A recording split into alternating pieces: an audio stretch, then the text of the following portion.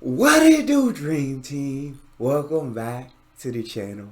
Here we are with another reaction to the incredible show that is Red Dwarf Season 5, Episode 3, Terrorform. Before we dive in, however, if you happen to enjoy, please don't forget to subscribe, give a video a thumbs up, and let's dive right in.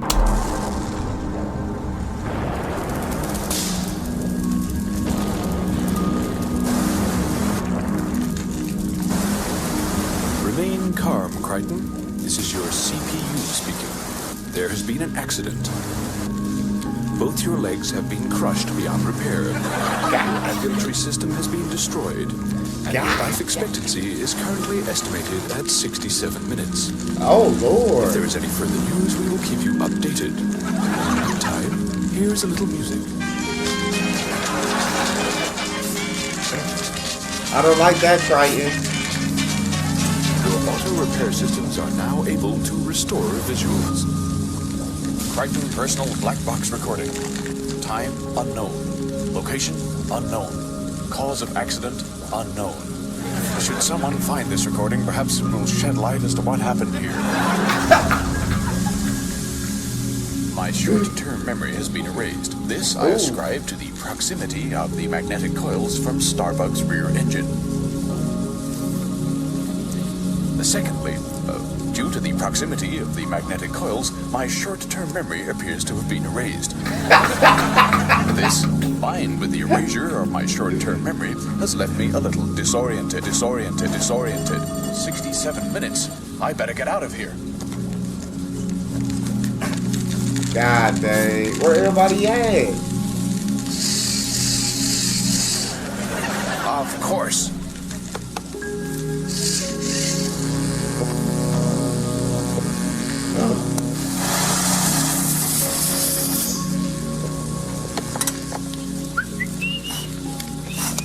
Oh.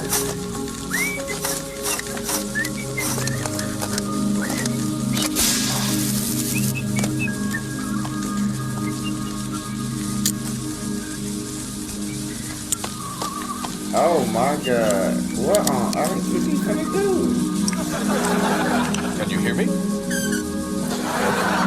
Find an ore sample pod. There should be plenty strewn around the crash site. Initiate the homing procedure and bring help. Okay. Good luck, boy.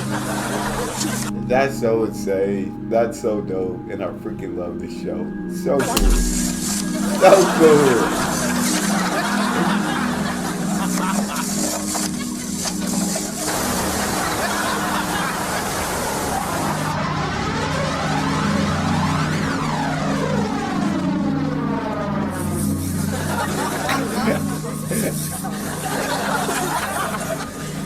Camille, what's the beef? We got a visitor.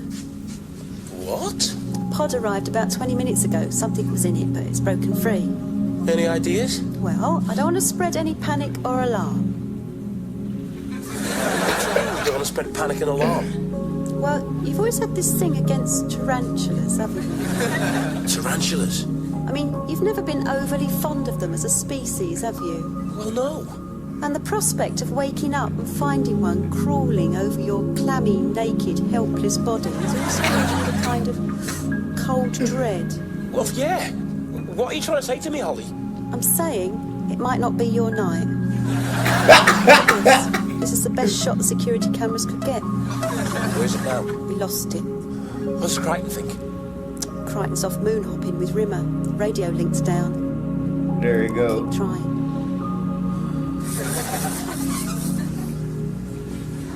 Oh my God. Hey, you okay? You look tense.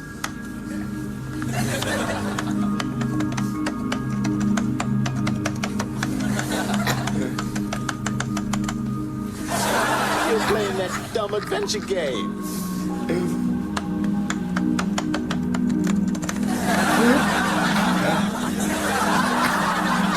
Buy a potion from Gandalf, the Master Wizard. That's what I usually do.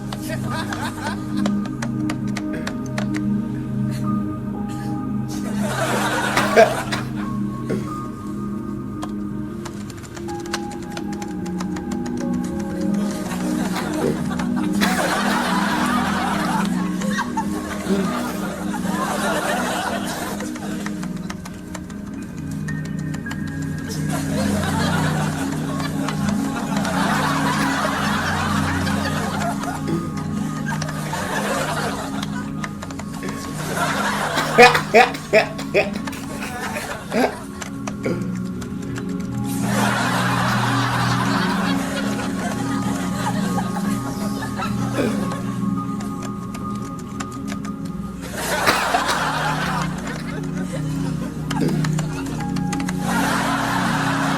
my god.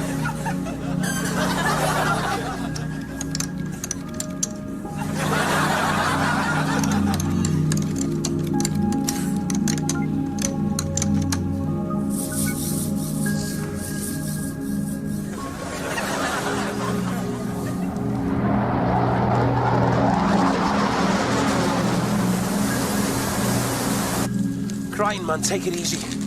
I'm gonna get you out of there. My legs, I can't feel them. Yeah, they're trapped under this stanchion. I'm gonna have to cut you in two. Oh. Begging your pardon, sir? The crying, man, keep still. I'm trying to draw a line here. I don't want to go all wonky. Leave as much of you as possible.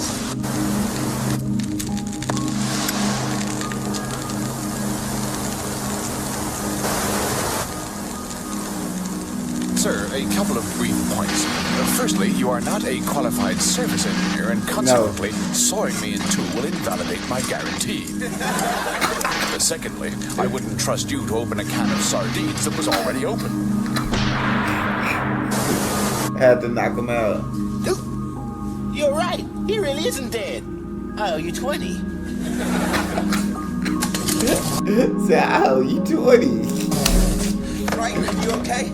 I think so, sir. There's a few bits and bobs left over. But it's always the same when you try a bit of do-it-yourself, isn't it? Where's Mr. Rimmer? We were just gonna ask you that. What happened? Well, there are gaps. I remember Mr. Rimmer spotted an S3 planet on the scope and wanted to claim it on behalf of the Space Corps. As usual, the ceremony consisted of planting the flag and singing all 23 stanzas of the Space Corps anthem. Then the planet started to erupt around us, which frankly came as something of a relief. Wait. Worse, it was as if the entire planet was reshaping, terraforming itself as we watched. And then? Then things got a bit sketchy. I remember an explosion and then blackness. And then I remember Mr. Rimmer screaming. I have an image of his face twisted with fear, pain, anguish, dread, absolutely mortified. Did someone suggest you pick up the tab for lunch? I freaking love the cat.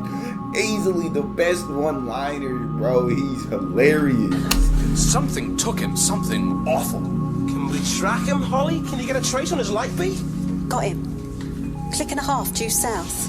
Suggest we continue the journey by land, sir. I'll lower the caterpillar tracks. I think I've just worked out what that missing circuit board is for, sir. This is one weird place. Strange animal noises, unbearable stench, squelchy underfoot. It's just like your laundry basket at the end of the month. My guess is this is a simoon. Simoon? An artificial planetoid. It tunes into an individual's psyche and adapts its terrain to mimic his mental state. In this instance, I believe it reconfigured itself using Mr. Rimmer's subconscious as a template. What are you saying to me, Graham? We are interlopers inside Mr. Rimmer's mind. It's okay. This sounds like a 12 change of underwear trip. If this planet's Rimmer's mind, what is it that took him? All his neuroses, all his personal demons will be incarnated here, made flesh. Example? Well, each person's mindscape is unique, but we could well encounter, say, Mr. Rimmer's lust, personified as some kind of slobbering, rampaging beast. Oh, Lord. Lust monster? Yeah. Every individual's mental landscape is dominated by one drive. In some cases it might be ambition, in others greed, envy, or the desire to please. Whatever it is that took Mr. Rimmer, we can only pray that its intentions are benign. Come on, he can't be in that much danger. I mean, he's a hologram. But not here. Here he will have a physical form until he leaves, and any danger he may be in will be very real indeed. Dang, that's absolutely awful. It seems like, hey, being a hologram ain't all it cracked up to be. Even the benefits get erased when you're in certain places. Look, I don't know who you are or what you think you're doing, but I demand my right Is to he a phone call. Jesus? Oh my Yes. God. I thought that'd stop you. I thought the threat of legal action would have you running for cover. Look, I'm trying to keep my temper, but you really are pushing your luck now, my laddie. Is this the British Embassy? Does it even look the remotest bit like the British Embassy? I want to know who you are, what I'm doing here, and I want to know now. In accordance with the appetites of the God One, malicious ruler of this domain, we, the Holy Legions, proffer up this sacrifice to slake the vile, depraved thirstings of the unspeakable one. Well, let's clear that up. Thank God, thank God. There were some very, very strange men running around in black hoods with drums and rather unconvincing red eyes. Thank God you're here. You know, I actually thought I was in the most awful danger. Oh my days. Is it me, or has it suddenly got rather hot in here? What's happening? Why have we stopped? Don't like the look of that swamp, sir. I don't think it'll support the bug. I suggest we continue the journey on foot. You mean go out there? Out into Rimmer's subconscious? According to the signal, we're almost on top of him. Shouldn't be more than 200 or 300 metres. Remember, it's Rimmer's mind out there. Expect sickness. I'm a Oh, senior every technician day. in the Space Corps. I'm briefed to give you my name, a number, and nothing more. I don't know who you people are or what you think you're playing at, but I'm not going to give you anything else. You can oil me all you like. You can use your tongues and your full sensual lips to caress my erogenous zones onto a plateau of sexual ecstasy. But I'll tell you now, this nut's not for cracking. However, far be it from me to change your game plan. If you absolutely insist on using erotic persuasion to achieve your devious ends, then so be it. Just have a large quattro formaggio pizza with extra olives ready at the end.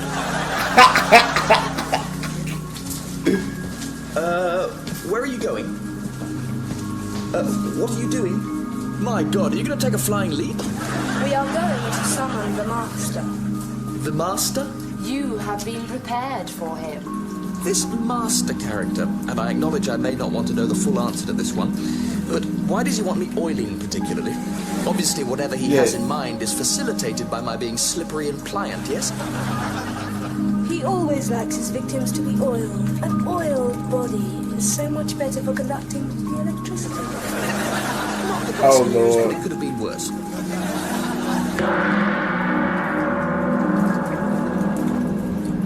Oh Lord, oh Lord, oh Lord.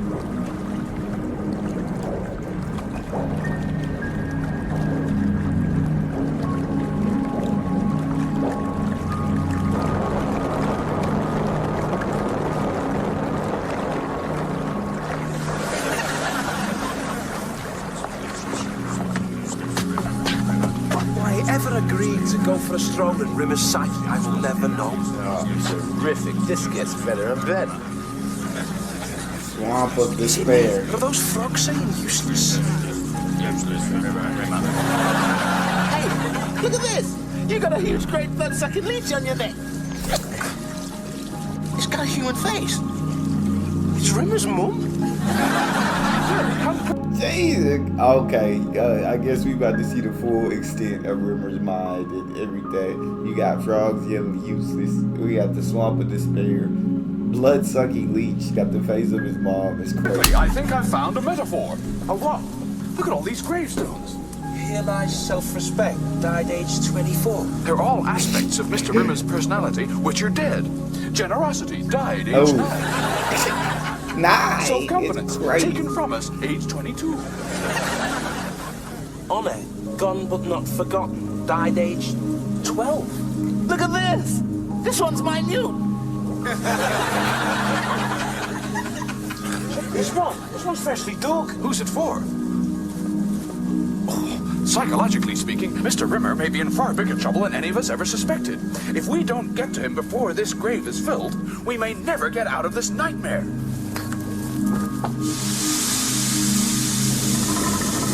Oh my Lord.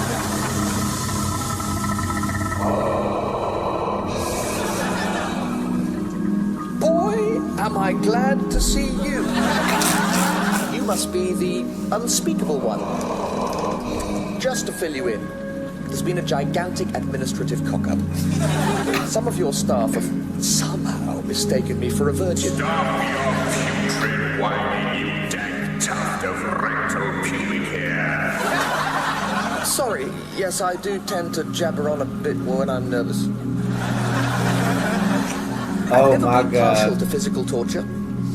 It's actually always been one of my worst nightmares, actually. All your nightmares will come true here. All of them. There's somewhere here. We should be right on top of them. Whatever that was, let's hope it's at lunch. It's right below us. Who are you? Here. And why are you being so horrible to me? It is you who created me, nurtured me, helped me grow strong. I am the part of you that hates yourself. I am your self-loathing. My Oh. self-loathing? Is it not true that you despise yourself? That you detest your own incompetence and stupidity? That you hold yourself in contempt for your countless failures and disappointments? Is it not true you feel nothing but the deepest, blackest rancor for that walking vomit stain the world calls Arnold River? Dang. True. Yes. Jesus. That's tough to like hear, like, I guess your inner thoughts are like in real life here what you truly think about yourself. Oof. Yeah, that's very tough. Look, we've got Very two tough. choices. Either we go in there with bazookas blazing and try and somehow get them out of there, or we sit here like lemons and watch them get tortured. Anybody got any opera glasses? Some bazookas that kill, stuff and bounce. We're going in, right?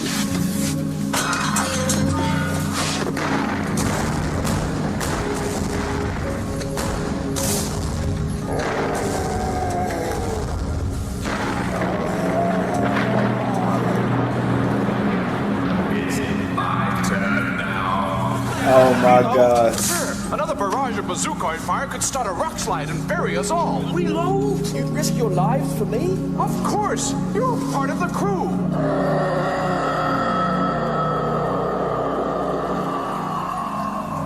What happened? Weird. Where'd he go? There's an old android saying, which I believe is peculiarly appropriate here. In binary language, it goes something like this: 0011001110001111000111001100, which roughly translated means "Don't stand around jabbering when you're in mortal danger."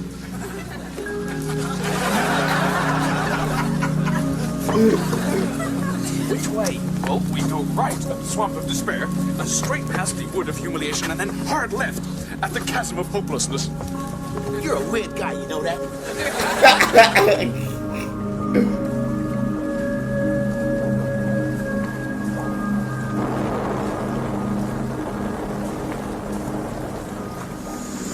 Why are you all looking at me like that? They Like as made if it this is all out. my fault. Have you any idea what kind of day I've had? I've been kidnapped, stripped, oiled, menaced, manacled, licked, nibbled, chained, taunted, humiliated. And I nearly had a knobbly thing the size and shape of a Mexican agave cactus jammed up where only customs men dare to probe. Oh. Don't you know what this place is? Yes, it's a hellhole. It's a nightmare. It's a stinking, infested pit of putridness. Rimmer, it's your mind. He's right, sir. This is a simoon. Its terrain was landscaped by your psyche. So what are you saying to me? That thing, that beast, that lives inside my mind? Metaphorically, yes, sir. Yeah. Self-loathing? I don't loathe myself. What is there one could possibly loathe about me? Would you like the list, sir?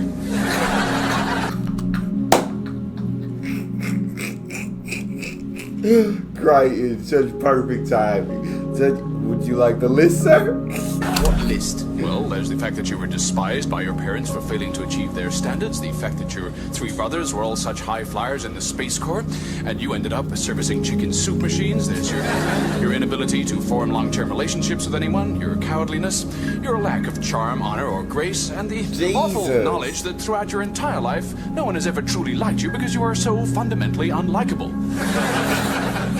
Oh, that? Please don't interrupt, sir. I'm only halfway through my list. Now, where was I? I think he's got the point, Crichton. God, I'm such a mess. Oh, Lord. Trouble with it, quicksand, we're being sucked down. The retros. Can't get any lift, but they're keeping us stable. 10 minutes before they burn out. Okay, I say let's get into the jet-powered rocket pants and Junior Birdman the hell out of here. An excellent and inventive suggestion, sir, with just two tiny drawbacks. No A, thanks. we don't have any jet-powered rocket pants. Yeah. And B, there's no such thing as jet-powered rocket pants outside the fictional serial Robbie Rocket Pants. Well, that's put a crimp on an otherwise damn fine plan. Hang on, I'm getting a powerful energy emission.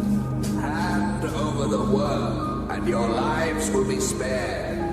My quarrel is not with you. It's with that excremental smear who cowers amongst you. If you attempt to shield him, then I shall unleash the full, terrible fury of my hooded hordes against you. You have 10 minutes. Where are you going? Where do you think I'm going? You heard him. If I don't hand myself over, he's going to throw everything he's got at Starbuck. What? You're really going to give yourself up? No, I'm going down to the engine rooms to cower behind one of the boilers. I suggest you all find ingenious places to tremble behind, too. If you want my opinion, the only way anyone's going to get out of here alive is by working out some way of killing that thing. But how? The bazookoids were totally ineffective against it. It's invulnerable. We're finished. Oh. Increase retros to max. Now stable. Oh, wait a minute. This is all your fault, you know, you little blob of tuberculotic sputum. Oh. Interesting. Sir, you are a cruddy little scudball with all the innate lovability of an itchy veruca. Excellent. Mr. Lister, cat, confabulation in the cockpit. Not you, sir. Sirs, I think I have it. The real enemy is not out there. It is in Starbug with us. The real enemy is inside Mr. Rimmer's head. Nice plan. So we remove his head and everything's cool, right? Well, wait a minute. That's gone right up my flagpole, that has, Crichton. I'm saluting that one. What? When we first drove back the beast in the cavern, it wasn't the bazookoid fire that forced him into the pit. It was when you told Rimmer that we wouldn't desert him. Precisely. So if we can make Rimmer feel wanted, feel cared about, If we can make him feel good about himself, somehow restore his self-esteem and his pride, that will automatically vanquish the self-loathing beast, or at least debilitate it long enough for us to break free of this quicksand and get off this godforsaken simoon. How do we make him feel good? What is there about him to feel good about? I'll tell him we love him. Ah, you're sick. I want no part of this depravity. And he must not suspect we are insincere. Our lives depend on it. Ready? I'll never be ready.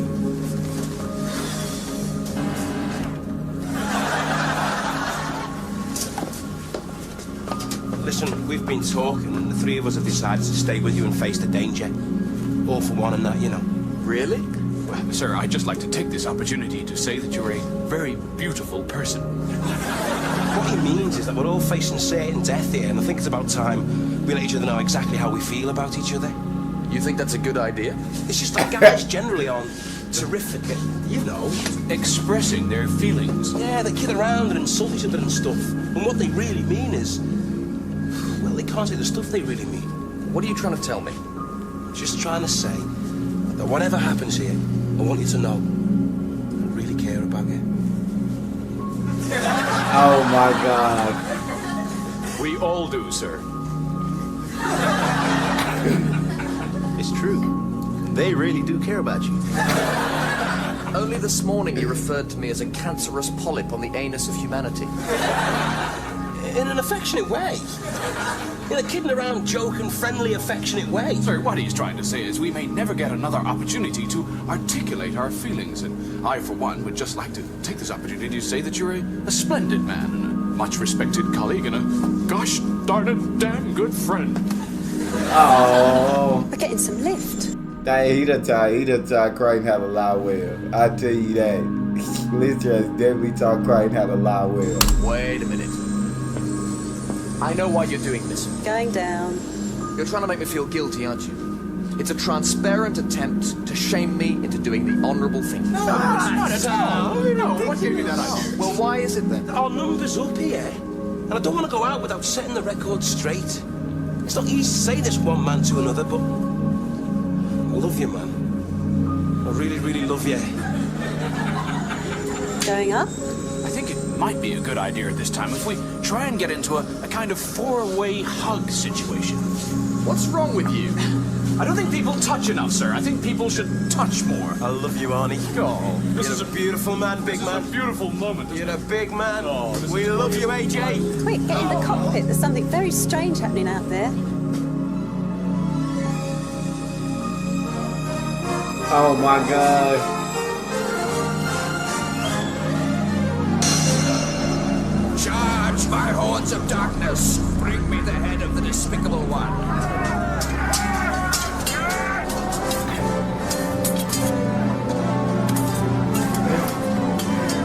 Haven't you bitterness? Take that, self-doubt. Die like the dog you are, mistrust. Feel my blade, loneliness. May your foulness rot in hell.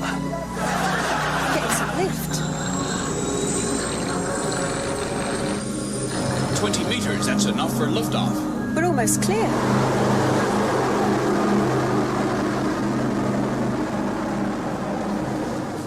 It was all baloney, wasn't it? Always.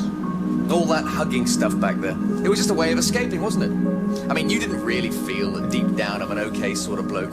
But I'm not such a bad old stick once you get to know me. You didn't really mean any of that, did you? No.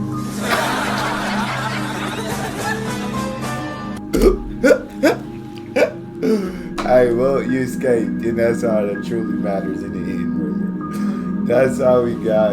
If you guys enjoyed that, please don't forget to subscribe, give the video a thumbs up, and I'll see y'all next time.